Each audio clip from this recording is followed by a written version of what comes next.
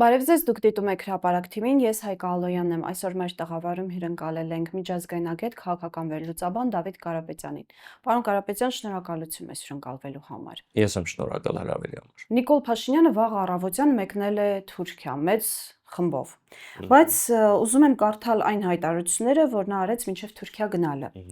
Մենք ոչ թե կորցրել ենք Լեռնային Ղարաբաղը, այլ գտել ենք Հայաստանի Հանրապետությունը։ Մենք այսօր որպես պետություն ավելի անկախ ենք, քան երբևէ, ավելի ինքնիշխան ենք, քան երբևէ, ավելի պետություն ենք, քան երբևէ։ Այս հայտարարությունների ֆոնին 2018-ից ի վեր Նիկոլ Փաշինյանի քաղաքականության ֆոնին այսօր Թուրքիա այցը ինչով է հղի մեզ համար, ինչ փաթեթով է հետ գալու Նիկոլ Փաշինյանը։ Եվ ինչպիսին է լինելու իրական Հայաստան։ Հրավերի եւ հարցադրման համար իրականում նկատեցի ձեր զսպող ծիծաղը, երբ որ ցիտեցիք, նույն տրամաբանությամբ ես վերաբերվեցի, երբ որ առաջին անգամ լսեցի նման խոսույթը։ Առաջինը ակամա գալիս է հետևյալ միտքը, ցիտելով իրեն։ Այսինքն Արցախը տվեցինք, որ ավելի ինքնիշխան դառնանք, ստացվում է նոր գտանք մեր Հայաստանի Հանրապետությունը, մինչև այդ կորսված էր Հայաստանի Հանրապետությունը, ոչ մեկ չգիտեր իր տեղը, որպես սուբյեկտ գոյություն չուներ, այ հիմա նոր Արցախը հանձնեց ու գտավ Հայաստանը։ Այս տրամաբանությամբ։ Սա ուղիղ խոսում է այն մասին, որ այդ ամեն ինչը ծրագրավորված է եղել։ Այլ կերպ մեկնաբանել եւ երկրորդ տարբերակը լինել չի կարող։ Աներկբա է, որ նման խոսույթով հանդես եկող մարդը հստակ ցուցված եւ հստակ օրակարգային ծրագրով եկած մարդ է։ Այս համատեքստում գիտեք, այսինքն ստացվում է պետք է Արցախը հանձներ, որ նոր վեր գտներ Հայաստանը։ Այդ տրամաբանությունը ինձ համար ոչ միայն խորթ է, դա կոլաբորացիոնիստական այնպիսի արտահայտություն է, որի համար պատասխանատվության պետք է ենթարկվի նման հայտարարություն անողը։ Կամ գիտեք, կարող եմ այսպես արձանագրել։ Լավ է լիներ Արցախը, մնար Արցախը, իր պատկերացմամբ, թող մենք մի փոքր ինքնիշխանությունը զիջած լինենք, պետականությունը մի փոքր զիջած լինենք, բայց Արցախը մերը լիներ։ Հայաստանի Հանրապետության տարածքները անձեռնմխելի լինեին, այլ ոչ թե հիմա օկուպացված։ Իսկ ինչ վերաբերում է ձեր հիմնական հարցին մեկնելու, Թուրքիա եւ հանդիպում մեծ դելեգացիայով, դա խոսում է այն մասին, որ գլոբալ առումով ինչ որ բան է պատրաստվում։ Կա հստակ օրակարգ, հստակ նախագծված օրակարգ։ Ընդ որում արդեն մենք գիտենք իր ձեռագիրը։ Եթե ժամանակին ասում ես ժողովուրդ, այն ինչ որ անեմ, այն ինչ որ պետքա պատրաստվեմ անել, ես ձեզ կտեղեկացնեմ, հիմա ասում է ժողովուրդ ջան, դուք ինձ տվել եք այդ մանդատը։ Պողպատե մանդատը։ Կանեմ կտեսնեք, այսինքն հիմա այլևս ժողովրդի հետ չի քննարկում, ժողովրդին չի լուսաբանում, այդտեղ էլ խնդիր է գալիս։ Այսինքն շատ հավանական է, որ մենք մոտ ապագայում, ես ցավով եմ նշում դա, որ մենք երկրորդ կապիտուլյացիոն փաստաթղթի այլ ձևակերպումներով, այլ փաթեթավորմամբ կարող ենք ստանալ։ Ես ունեմ այդ մտավախությունը, հիմնավոր մտավախություն է, եւ ոչ մեկ չի կարող հիմա փարատել այդ մտավախությունը։ Որովհետեւ նոյեմբերի 9-ի փաստաթուղթն էլ այդպես ժողովրդի թիկունքում ստորագրվեց։ Այն 17 կետերը, որի մասին կա ընդհանուր հայտարար եւ այդ մասին արդեն ասում են 5 պակաս հայկական կողմը պատրաստ է ստորագրել, ժողովուրդը մինչեւ հիմա չգիտի ինչ կետեր են իր մեջ ներառում, չէ՞։ Մենք չգիտենք, մենք կարող ենք այո, եզրակացություն անել ռացիոնալ հողի վրա։ Մեկը ես որպես մասնագետ գիտեմ ինչ կետեր են դրանք։ Ես գիտեմ ինչ վտանգավոր հագապետական ու հագազգային տարեր պարունակող կետեր են, որով ճակատագրական կարող է լինել մեր պետականության եւ հայ ժողովրդի համար։ Բայց ես գիտեմ նաեւ այն, որ մարդը պատրաստ է խաղաղության պայմանագիր ասված այդ լակմուսի թղթի տակ ստորագրել այդ 17 կետերով փաստաթուղթը եւ նորից եմ կրկնում փաստի առաջ կանգնեցնել ողջ ժողովրդին։ Հիմա Թուրքիայում կարելի է արդեն գիտակցել, հասկանալ, թե ինչի է գնում, ինչի համար է գնում, ինչի կգնա, ինչի տակ կմտնի, ինչի տակ կկողի ժողովրդի եւ ինչով կգա։ Իր քայլերը ինչով են պայմանավորված։ Իշխանությունն է ուզում պահել, ատելություն ունի հայ ժողովրդի ամեն հայկականի նկատմամբ։ Ինչու, պատճառը ո՞րն է։ Ձեր թվարկածները առաջնահերթ։ Նա ինչ անում է, նախ վախի մթնոլորտի տակ է անում։ Նա աթոռից զրկվելու խնդիր է տեսնում։ Եվ ընդհանրապես նա գիտակցում է, որ վաղը մյուս օր նա շատ լուրջ խնդիրների առաջ է կանգնելու իր թիմագիծներով հանդես, որոնց նաև մեղսակից է դարձրել իրեն։ Եվ բոլորն են մտնելու այդ դադաստանի եւ դադարանի տակ։ Այսինքն չկա պետություն, չկա հանցագործություն, այս տրամաբանությամբ են իրենք Եթե շատ հեռուն գնանք, Աստված չարասցե իհարկե։ Եթե դուք ինձ հիմա հարցնում եք, թե լավ, բա ինչի համար է գնացել, նախ հասկանալի է, որ եթե գլոբալ տեսանկյունից, այո, Թուրքիան միշտ բազմիցս առաջարկել է որպես հարթակ, որպես միջնորդ հայ-ադրբեջանական հակամարտության համատեքստում իր բարեգործական, այսպես ֆունկցիաներ կատարելու։ Մենք գիտենք, որ նման բան չկա։ Մենք գիտենք, որ թուրք-ադրբեջանական տանդեմի համար եւ ընդհանրապես նրանց քաղաքականությունը, որը նրանք ворտեգրել են, հետեւյալն է։ Նրանք գործում են համատեղ, սինխրոն, եւ ես ավելի քան վստահ եմ, որ մեկ օր առաջ արդեն իսկ Իլհամ Ալիևը ժամանել է Անկարա, չէ, հանդիպել են արդեն։ Պարզից էլ պարզ է, չէ, ինչ են նախապես քննարկել, գծել, գրել, հաշվարկել, թե ինչ պետք է առաջարկեն, ինչ պետք է չառաջարկեն, այլ պահանջեն, ինչ քմահաճույքներ պետք է անգամ ներառեն այդ պահանջների մեջ։ Եվ հասկանալի է, չէ, որ արդեն մեկնում է մեր վարչապետը, արդեն գիտենք, թե ինչ պահանջներ են դրվելու իր առաջ։ Պարոն Կարապետյան, ռուսական կողմին կուզենայի անդրադառնալ։ Հարավային Կովկասը հայտնի է որպես ավանդաբար Ռուսաստանի ազդեցության գոտի։ Այո, հիմա Ուկրաինայում պատերազմի մեջ է ներքաշված, բավականին ծանր դրության մեջ է Ռուսաստանը, բայց այնուամենայնիվ փորձենք հասկանալ, այսօրվա Ռուսաստանին ձեռնտու է այն սցենարը, որով գնում է Փաշինյանը։ Տեսեք, շատ բարդ հարց եք տալիս, որպեսզի Նոստրադամուսյան վանգայություններ մենք չանենք հիմա այլ ռեալ պոլիտիկի սահմաններում, քանի որ մենք կարող ենք ցիտել տարբեր բարձրաստիճան ղեկավարների խոսույթը, իրենց պահվածքը եւ այլն, բայց ըստ իս, այո, դուք շատ կարևոր ճիշտ բան ասացիք, որ Ռուսաստանը բնականաբար նախ չի ուզում, այսպես ասած, դուրս գալ իր զոնա վլիայնիա, այդ ազդեցության կոդի ասածից եւ դիդարգում է ընդհանրապես Հարավային Կովկասի իր ազդեցության կոդու շրջանակներում, անկախ պատերազմը Ուկրաինայում եւ այլն։ Հասկանալի է, որ այն ինչ որ հիմա անում են գործող իշխանությունները, դա իրենց ձեռնտու չի, նպաստավոր չի։ Մենք հասկանում ենք, մենք կարող ենք նաև կապել վերջի իրադարձությունները ներքաղաքական կապված Սամվել Կարապետյանի ձերբակալման հետ։ Մենք կարող ենք այդ սցենարն էլ դիտարկել, նույնիսկ եթե դիտարկենք, որ այս համատեքստում Ռուսաստանը փորձում է օրինակ հանուն քանի փաստեր չունենք չպնդենք, բայց այդուհանդերձ ասենք, որ գուցե այդ սցենարն է հիմա գործարկվում։ Մանավանդ անմիջապես հիմա, երբ որ վաղը գիտենք այդ հայտնի հանդիպումն է։ Եվ այստեղ հասկանալի է, որ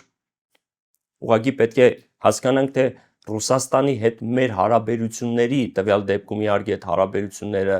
վայրի վերումներ են ապրում,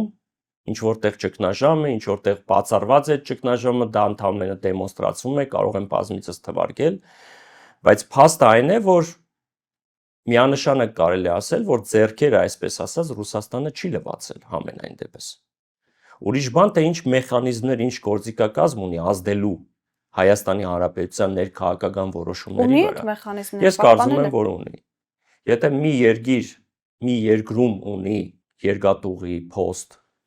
օդանավական, տարբեր պետական քաղաք, դուք գիտեք ինչի մասին եմ խոսում։ Եթե դա ամեն ինչը ունի, ուրեմն այդ շրջանակներում ընդհանրապես իրենց ազդեցությունը վերջի վերջո մենք գիտենք, թե որպես դաշնակից, որպես բարեկամ, հա, էական չի, որ հիմա փոխվել է այդ եզրույթները կամ ով ինչպես է ընկալում։ Հարցը այն է, որ մենք գիտակցում ենք, որ Ռուսաստանի ազդեցությունը կա։ Ուրիշ բան, որ հայկական կողմը փորձում է դեմոնստրացնել, որ մենք անկախ ենք, որ մենք ինքնիշխան ենք, որ մենք ռուսական ծիրից դուրս ենք եկել եւ այլն եւ այլն, բայց երբ որ նման բան են ինձ պնդում, ես հակառակը ուրիշ բան եմ կարողանում հագափաստարկել։ Երբ որ ասում են մենք վեկտոր ենք փոխում, արտաքին քաղաքական դիվերսիֆիկացիա ենք անում, հարգելիս, մենք այս պայն հապկի անդամ ենք, հապկի անտղին։ Սառեցված ԵԱՏՄ-ում չէ, փաստացի խոսում ենք, սառեցված բան դրանք քաղաքական կատեգորիաներ չեն։ Միջազգային հարաբերություններում եւ միջպետական հարաբերությունում, առավել եւս վերպետական կառույցներում սառեցված հասկացություն այդպեսի տերմին գոյություն չունի, դա զավեշտ է։ Մենք հիմա Մաքսային միության անդամ ենք։ Ռուսական բազան է սպայն Հայաստանում է Հայաստան։ Խոսակցություն կա իրեն հանելու, ասում են ոչ, միանշանակ պնդում են ոչ։ Պաշտոնապես ասում են, որ ոչ։ Այն դեպքում, երբ որ իրենք նույնն այդ մարդիկ ասում են, մենք ռուսական ազդեցությունից դուրս ենք գալիս, գուբերնիա չենք, ծայրագավառ չենք եւ այլն, նրանց բառերն եմ ցիտում։ Այո։ Հիմա փաստացի բարձրաստիճան ղեկավարները Կրեմլից գալիս են, մենք գնում ենք։ Խոսում են, չէ, տնտեսական աճի, բարձր աճի մասին, ցուցիչները կան, չէ։ Կան, բայց Օվերչուկը օրինակ հայտարարություն է արել, որ եթե Հայաստանը որոշել է միանալ ԵՄ-ին, ապա այդ դեպքում Ռուսաստանի հետ որևէ տնտեսական առևտրային հարաբերություն լինել չի կարող։ Տեսեք, դա այդ խոսույթը տրամաբանական է ինչ-որտեղ։ Նա դիտարկում է հետևյալ կոնտեքստում։ ԵՄ-ն դա վերպետական կառույց է, այո։ Մաքսային միությունը եւս վերպետական կառույց է։ Հիմա Հայաստանը որ վերպետական կառույցի մաս է կազմում։ Մաքսային միության տվյալ դեպքում։ Այսինքն որպես տնտեսական ֆորմատ։ Հիմա ասում է կամ այստեղ կամ այնտեղ։ Այսինքն ինչ որտեղ այն որ ասում է նրանք չէ որ իմ աչքի լույսն են, բայց իր ասածի մասով կա տրամաբանություն։ Խոսքը է տրամաբանության։ Այսինքն կողմնորոշվեք երկու աթոռի նստելու հայտնի քաղաքականությունը չի։ Կամ որոշեք, հա, կողմնորոշվեք, այս կողմ թե այն կողմ։ Պարոն Կարապետյան, մեր բարեկամ Իրանում արդեն 6-րդ թե 7-րդ օրն է ռազմական գործողություններ են ընթանում։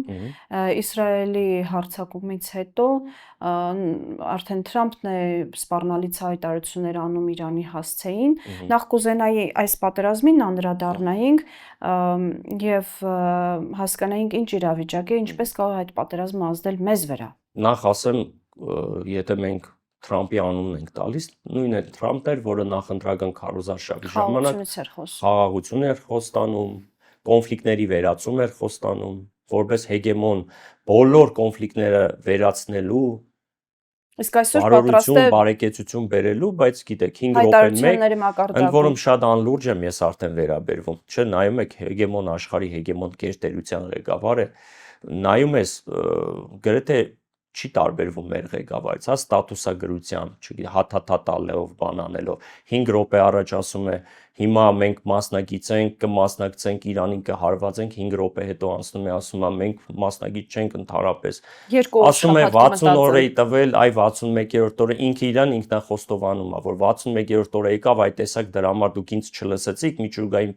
գործարքին մերժեցիք, ընդ որում Իրանը նման բան չի արել։ Ընդհակառակը դիվանագիտական ճանապարհով շատ գրագետ ձևով այդ ամեն ինչը անում էր, ընդ որում իրենց էլ հետախուզությունը արտաքին բազմիցս ասում է, որ միջուկային զենք չի արտադրվում։ Ուրանի հարստացումը դեռևս չի նշանակում միջուկային զենքի արտադրություն եւ այլն։ Այդ մտավախություններ, մտահոգությունները դրեք մի կողմ։ Մանավանդ ՄԱԳԱՏ-ն եկել է աշխատակիցները ստուգել են, հասկանում եք, բաց է այդ երկիրը այդ մասով։ Հիմա ինչ որ Իրանի պաշտպանությունը չեն վերցրել, ուղղակի ես փաստերով եմ արձանագրում։ Ու այդ մարդիկ խոսում են խփելու մասին, խփում պատերազմի մասնակցելու, հետո միջուկային օբյեկտին հարվածելու մասին, միջուկային օբյեկտին հարվածելու մասին եւ այլն։ Փաստացի այսօր տեսնում ենք, որ եթե առաջինը հիշում եք, տարի առաջ դրոնային մեծ պատերազմ էր, այսօր արդեն միջին եւ հեռահար բալիստիկ հրթիռների հարվածներ են։ Եթե այն ժամանակ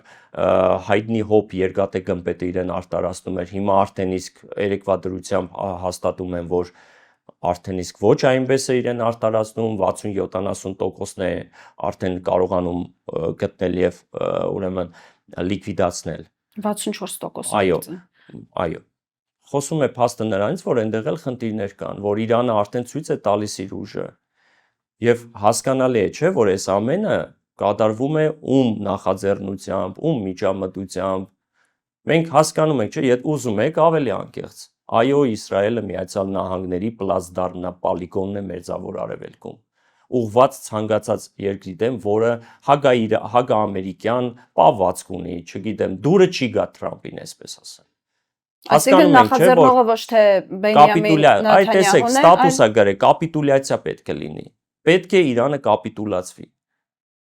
Դուք հասկանում եք ուղիղ տեքստով, ասում է դուք պետք է կապիտուլացվեք։ Իհարկե, Իրանի հոգևոր առաջնորդը պարզ է, չէ՞ որ պայքարում են մարդիկ։ Պայքարում են, չեն հանդուրժում, չեն համակերպվում։ Կհաջողվի իշխանափոխություն անել Իրանում։ Դե հիմա իրենց գերնպատակը դա է Իրանում ներքաղաքական գզվռտոցներ սկսել, փորձել իշխանություններին փոխել իրենց հաջող մարդկանց, ընդ որում Միացյալ Նահանգներում կա նման մեկը, որին կարգեն բերեն Իրանում իրենց համար հաջող, իրենց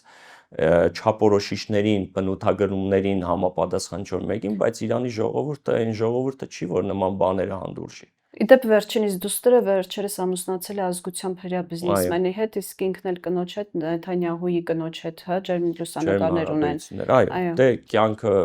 այդպիսի անակնկալներ է նաև մատուցում։ Պարոն Կարապետյան, իսկ մեզ համար ինչով է վտանգավոր Իրանի թուլացումը կամ Իրանում իշխանության փոփոխությունը։ Ընդհանրապես տեսեք, գլոբալ նայենք հարցին, տարածաշրջանի ցանկացած կոնֆլիկտ վտանգավոր է մեր համար։ Ինքը այն, որ արդեն իսկ կոնֆլիկտ է, նախ դեմոգրաֆիական հլտել, դու պատկերացրեք,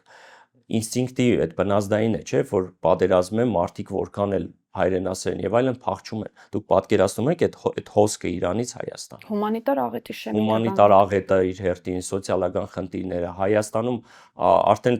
դուք տեսել եք Մեղրում հիմա ինչ է կատարվում, ինչ հոսք է։ Այդ մի կողմից, երկրորդ հանգամանքը գաղտնիք չէ, ինչ որ հեծանիվ չենք մոգոնում նոր,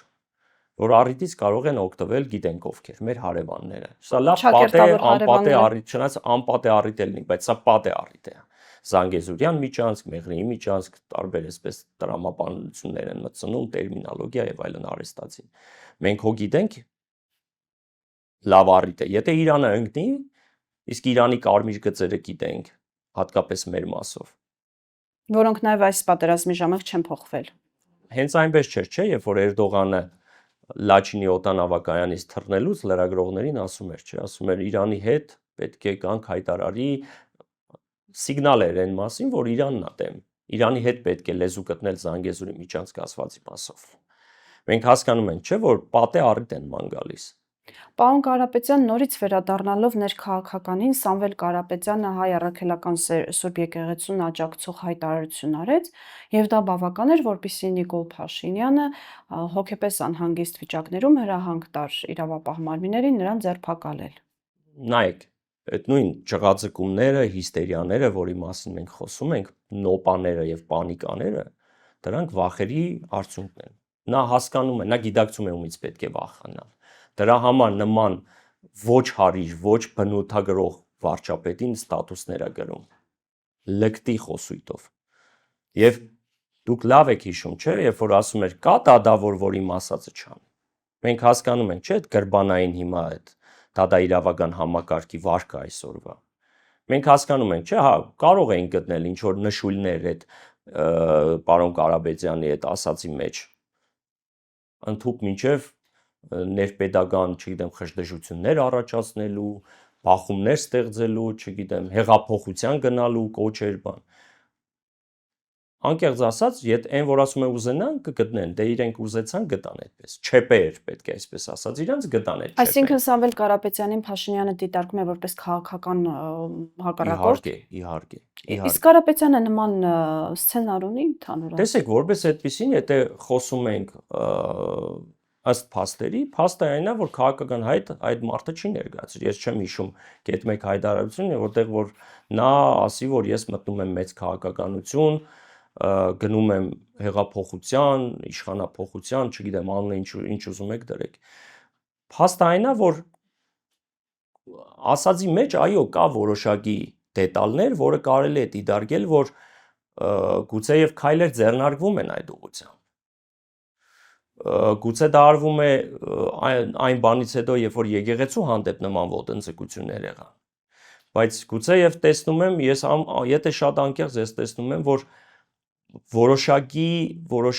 փնդրտուկի արդյունքում դա նաև մեր հյուսիսային հարևանի ցանկության համատեքստում է ըստիս, որ տեսնեն ղեկավար Հայաստանում մեկին, որ իրենց համար հոգեհարազատ է, որին ճանաչում են, որին վստահում են, որը ընկալելի կերպար է, որը հեղինակություն է, Այսօր ես իհարկե զերծ կպահեմ ինձ այդ ձևակերպումից ամբից մեծենատ եւ այլն բան, բայց հանուն արտարության ես գիտեմ մի բան, այդ մարդը այս երկրում չի հարստացել։ Այդ մարդը Հայաստանի հաշվին չի հարստացել։ Հետևաբար չեն կարող թալանի մեջ մեղադրել։ Չէ, այդ մասով չի կարելի։ Ընդհակառակը այդ մարդը դրսից Հայաստանին օգնել է, դա աներկբա է, դրա մասին անգամ վարչապետն է ասում, հիշում եք, Ռուբեն Վարդանյանը, Սամվել Կարապետյանը, որ Իդեպ Ադրբեջանում հանրային տիրույթում քննարկումներ են սկսել, որ Փաշինյանը ապացուցելու համար, որ պատրաստ է խաղաղության, պետք է իրենց արտահանձնի Սամվել Կարապետյանին։ Հետապնդման մեջ է։ Այո։ Որպես Արցախում ակտիվ չի բացառվում, էլի եմ ասում, չի բացառվում։ Ես չեմ կարծում, որ նա նման քայլի կգնա։ Չագերտներ չբացեն։ Նկատի ունեք արտահանձնել Բաքվին։ Դե համենայն դեպս այդ մարդը ռոզիսկի տակ է։ Հետախուզման տակ է։ Իսկ Նիկոլ Փաշինյանը ամեն կերպ ձգտում է հաջողանալու համար հիմա տեսնում ենք ինչեր է խոսում, նոր դուք ցիտեցիք ինչեր էր ասում։ Հիմա ես այստեղ ընդամենը տեսնում եմ հետևյալը, այո, նա ունի այդ մտավախությունը, որ սա կարող է ռուսական սցենար է, գտել են հեղինակություն, բավականին լուրջ ռեպուտացիա ունեցող մարդու, որը ունի քաղաքական միտք, վերջո բիզնեսմեն է, մարդը Forbes-ի առաջին տասնյակի մեջ մարդ է, որը տիրապետում է, հա, ամենայն դեպս